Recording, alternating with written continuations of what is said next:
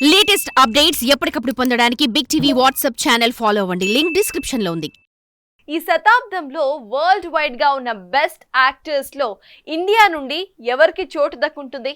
Amitabh Bachchan, Kamal Haasan, Chiranjeevi are Mammootty?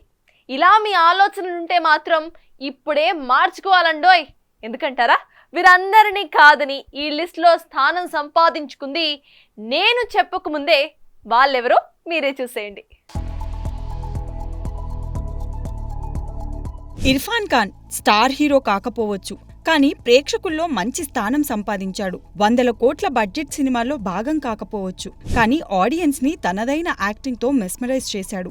తాజాగా మహామహులైన ఎంతో మంది నటులను దాటుకొని ఇండియా తరపున ది బెస్ట్ యాక్టర్ గా చోటు దక్కించుకున్నాడు. బ్రిటిష్ ఆన్లైన్ మీడియా సంస్థ ది ఇండిపెండెంట్ 21వ శతాబ్దపు 60 మంది ఉత్తమ నటుల జాబితాను విడుదల చేయగా, ఆ జాబితాలో ఎందరో స్టార్స్ ని కాదని ఒకే ఒక్కడిగా ఇర్ఫాన్ నిలవడం ఇక్కడ విశేషం. 60 మంది ఉత్తమ నటుల జాబితాలో 41వ స్థానంలో నిలిచాడు ఈ వర్స్టైల్ యాక్టర్. సలాం బాంబే సినిమాతో 1988లో బాలీవుడ్ కు పరిచయమైన ఇర్ఫాన్ కక్బుల్ సినిమాతో మంచి గుర్తింపు దక్కించుకున్నాడు. ఇక పాన్ సింగ్ తోమర్ సినిమాతో ఏకంగా ఉత్తమ నటుడుగా జాతీయ అవార్డుని ఒడిసిపట్టాడు. ఇలా తన 30 ఏళ్లకు పైగా సినీ కెరియర్ లో నేషనల్ అవార్డ్స్ ని, ఆసియా ఫిలింఫేర్ అవార్డ్స్ ని, 6 ఫిలింఫేర్ అవార్డులతో సహా అనేక అవార్డులను అందుకున్న ఇర్ఫాన్ దాదాపు 70 సినిమాలలో నటించాడు. హిందీ సినిమాలతో పాటు slumdog millionaire, Inferno, life of pi సినిమాలతో హాలీవుడ్ వంటి సినిమాలలో అంతర్జాతీయంగా గుర్తింపు తెచ్చుకున్న సంగతి తెలిసిందే.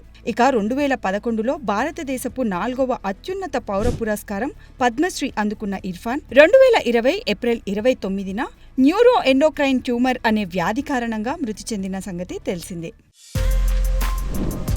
For more videos like this, subscribe Big TV channel.